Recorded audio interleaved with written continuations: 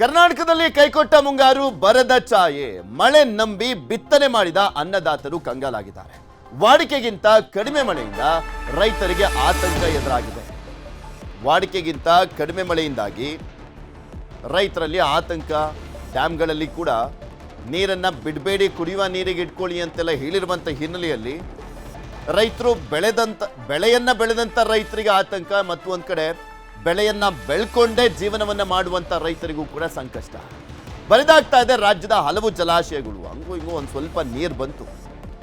ಮುಂಗಾರು ಜುಲೈನಲ್ಲಿ ದೊಡ್ಡ ಮಟ್ಟದಲ್ಲಿ ಕೈ ಕೊಡುತ್ತೆ ಅಂತ ಹೇಳಿದಂಥ ಸಂದರ್ಭದಲ್ಲೂ ಕೂಡ ಕರಾವಳಿ ಭಾಗದಲ್ಲಿ, ಮಲೆನಾಡು ಭಾಗದಲ್ಲಿ, ಕಿತ್ತೂರು ಕರ್ನಾಟಕ ಭಾಗದಲ್ಲಿ, ಮಹಾರಾಷ್ಟ್ರದಲ್ಲಿ ಮಳೆ ಬಂದಂಥ ಹಿನ್ನೆಲೆಯಲ್ಲಿ ರಾಯಚೂರು ಆಗಿರ್ಬೋದು, ಬಾಗಲಕೋಟೆ, ವಿಜಯಪುರ, ಬೆಳಗಾವಿ, ಚಿಕ್ಕೋಡಿ ಈ ಭಾಗದಲ್ಲಿ ಅಲ್ಲಿರುವಂಥ ಡ್ಯಾಮ್ಗಳಲ್ಲಿ ನೀರು ಸಂಗ್ರಹ ಆಗ್ತಾ ಇದ್ದು.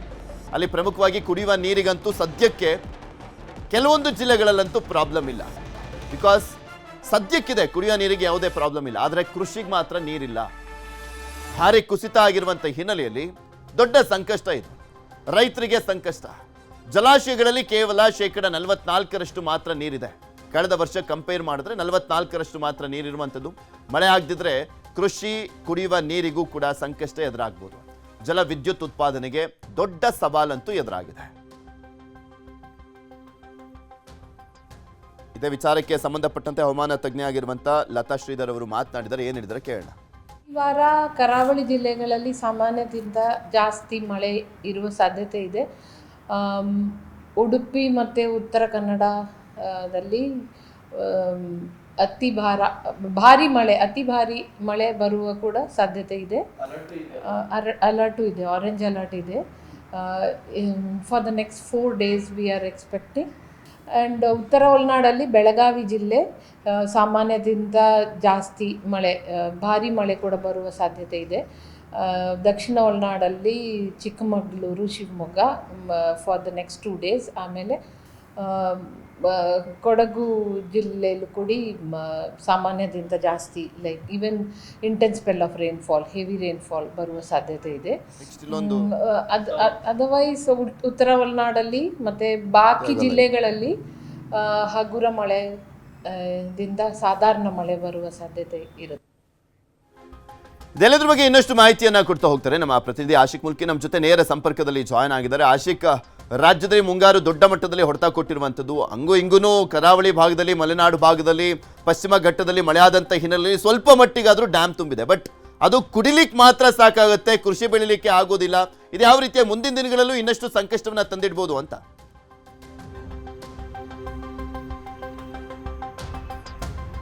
ಖಂಡಿತ ಪೃಥ್ವಿ, ಈ ಬಾರಿ ಮುಂಗಾರು ಮಳೆ ಕೈಕೊಟ್ಟಿರುವಂಥ ಹಿನ್ನೆಲೆಯಲ್ಲಿ ರಾಜ್ಯದ ಬಹುತೇಕ ಎಲ್ಲ ಜಲಾಶಯಗಳಲ್ಲೂ ಕೂಡ ನೀರಿನ ಪ್ರಮಾಣ ನಿರೀಕ್ಷೆಗಿಂತ ಹೆಚ್ಚಾಗಿ ತಗ್ಗಿರುವಂಥದ್ದು. ಇದು ಮುಂದಿನ ವರ್ಷ ಮತ್ತಷ್ಟು ದೊಡ್ಡ ಸಮಸ್ಯೆಯನ್ನು ಜನಸಾಮಾನ್ಯರಿಗೆ ಉಂಟು ಮಾಡುತ್ತೆ. ಮತ್ತು ಮುಖ್ಯವಾಗಿ ಕೃಷಿ ಚಟುವಟಿಕೆಗಳಿಗೂ ಕೂಡ ಒಂದು ಪೂರಕವಾಗಿರುವಂಥ ವಾತಾವರಣ ಇದರಿಂದ ನಿರ್ಮಾಣ ಆಗಲ್ಲ ಅನ್ನುವಂಥದ್ದು ತಜ್ಞರ ಅಭಿಪ್ರಾಯ. ಈಗಾಗಲೇ ಗೊತ್ತಿರುವ ಹಾಗೆ ಈ ಬಾರಿ ಇಂಥ ಪರಿಸ್ಥಿತಿ ಬಂದು ಒದಗೋದಕ್ಕೆ ಎಲ್ನಿನೋ ಎಫೆಕ್ಟ್ ಪ್ರಮುಖ ಕಾರಣ. ಪೆಸಿಫಿಕ್ ಮಹಾಸಾಗರದಲ್ಲಿ ನೀರು ಬಿಸಿಯಾಗಿ ಉಂಟಾಗಿರುವಂಥ ಒಂದು ಪ್ರಾಕೃತಿಕ ಪ್ರಕ್ರಿಯೆ ಏನಿದೆ ಎಲ್ನಿನೋ. ಸೊ ಇದರಿಂದಾಗಿ ಮತ್ತಷ್ಟು ಸಮಸ್ಯೆ ಈ ಬಾರಿಯೂ ಕೂಡ ನಾವು ಎದುರಿಸಬೇಕಾಗಿದೆ. ಕಳೆದ ವರ್ಷವೇ ಬೇಸಿಗೆ ಜಾಸ್ತಿ ಆಗಿತ್ತು. ಆ ಸಂದರ್ಭದಲ್ಲಿ ಈ ಬಾರಿ ಮಳೆ ಕಡಿಮೆ ಆಗುವಂಥ ನಿರೀಕ್ಷೆಯನ್ನು ಹವಾಮಾನ ತಜ್ಞರು ವ್ಯಕ್ತಪಡಿಸಿದ್ರು. ಆದರೆ ಇಷ್ಟೊಂದು ದೊಡ್ಡ ಪ್ರಮಾಣದಲ್ಲಿ ಮಳೆ ಕಡಿಮೆ ಆಗುತ್ತೆ ಅನ್ನುವಂಥ ನಿರೀಕ್ಷೆ ತಜ್ಞರಿಗೂ ಕೂಡ ಇರಲಿಲ್ಲ. ಈ ಬಾರಿಯ ಜಲಾಶಯಗಳ ನೀರಿನ ಮಟ್ಟ ನಾವು ನೋಡ್ತಾ ಹೋದರೆ ಸುಮಾರು 44%ಗೆ ಇಳಿಕೆ ಆಗಿರುವಂಥದ್ದು. 56%ನಷ್ಟು ನೀರು ಈ ಬಾರಿ ನಮಗೆ ಕೈ ಕೊಟ್ಟಿರುವಂಥದ್ದು ಹೋದ ವರ್ಷಕ್ಕೆ ಹೋಲಿಸ್ಕೊಂಡ್ರೆ. ಒಟ್ಟಾರೆ ನಮ್ಮ ಇಡೀ ಜಲಾನಯನ ಪ್ರದೇಶಗಳ ಒಟ್ಟಾರೆ ಕೆಪಾಸಿಟಿ ಇರುವಂಥದ್ದು ಹೆಚ್ಚು ಕಮ್ಮಿ 880ರಿಂದ 920 TMC ನೀರಿನಷ್ಟು ಕೆಪಾಸಿಟಿ ನಮ್ಮ ರಾಜ್ಯಕ್ಕಿದೆ. ಆದರೆ ಈ ಬಾರಿ ಆಗಿರುವಂಥದ್ದು ಕೇವಲ 320ರಿಂದ 340 TMC ನೀರು ಮಾತ್ರ ಉಳಿದಿರುವಂಥ. ಕಳೆದ ವರ್ಷ ನಮಗೆ 620 TMC ಅಷ್ಟು ನೀರು ನಮ್ಮ ಇಡೀ ರಾಜ್ಯದಲ್ಲಿ ಶೇಖರಣೆ ಆಗಿತ್ತು. ಅದು ಕಾವೇರಿ ಬೇಸಿನ್ ಇರ್ಬೋದು, ಅಥವಾ ಆಲಮಟ್ಟಿ, ಆರಂಗಿ, ಸೂಪ, ಲಿಂಗನಮಕ್ಕಿ ಎಲ್ಲ ಜಲಾನಯನ ಪ್ರದೇಶದಲ್ಲೂ ಕೂಡ ಹೆಚ್ಚಿನ ನೀರಿನ ಸಂಗ್ರಹ ಹೋದ ವರ್ಷ ಆಗಿತ್ತು. ಆದರೆ ಹೋದ ವರ್ಷದ ಬೇಸಿಗೆ ಹೆಚ್ಚಾಗಿರುವಂಥ ಕಾರಣಕ್ಕಾಗಿ ಮತ್ತು ಈ ಬಾರಿಯ ಮಳೆ ಪ್ರಮಾಣ ಕೂಡ ಇಳಿಕೆ ಆಗಿರುವಂಥ ಕಾರಣಕ್ಕಾಗಿ ಈ ಬಾರಿ ಜಲಾನಯನ ಪ್ರದೇಶದಲ್ಲಿ ನೀರಿನ ಸಂಗ್ರಹ ಕೈಕೊಟ್ಟಿರುವಂಥದ್ದು. ಮತ್ತು ಮುಖ್ಯವಾಗಿ ಪ್ರಮುಖವಾಗಿ ಇದು ಕುಡಿಯುವ ನೀರಿಗೆ ಮತ್ತು ಕೃಷಿ ಚಟುವಟಿಕೆಗಳಿಗೆ ಹೊಡೆತ ಕೊಟ್ಟರೆ, ಮತ್ತೊಂದು ಕಡೆಯಿಂದ ಲಿಂಗನಮಕ್ಕಿ ಸೂಪಾದಲ್ಲಿ ಏನು ಹೈಡಲ್ ಪ್ರಾಜೆಕ್ಟ್ ನಡೀತಾ ಅಂದರೆ ವಿದ್ಯುತ್ ಉತ್ಪಾದನಾ ಜಲಾನಯನ ಪ್ರದೇಶಗಳು ಅಂತ ನಾವೇನು ಕರಿತೀವಿ, ಸೊ ಈ ಹೈಡಲ್ ಪ್ರಕ್ರಿಯೆಗೆ ಕೂಡ ಸಿಕ್ಕಾಪಟ್ಟೆ ತೊಂದರೆ ಆಗುತ್ತೆ.